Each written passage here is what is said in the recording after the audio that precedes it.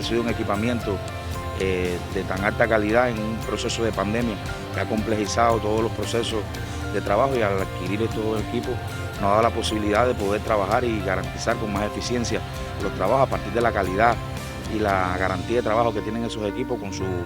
en el desempeño del municipio. Esto da muy buenos beneficios porque nosotros comenzábamos los trabajos con muchas dificultades y a la hora de tenerlos a ellos ha sido un beneficio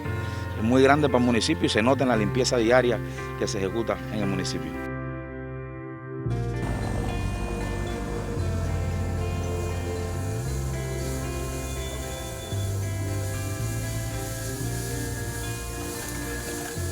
El beneficio que le ha dado a la ciudad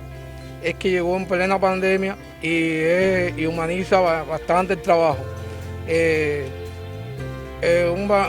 Una calle la hacen 10, 11 hombres, y con esto una sola barredora hace el trabajo de 10 personas.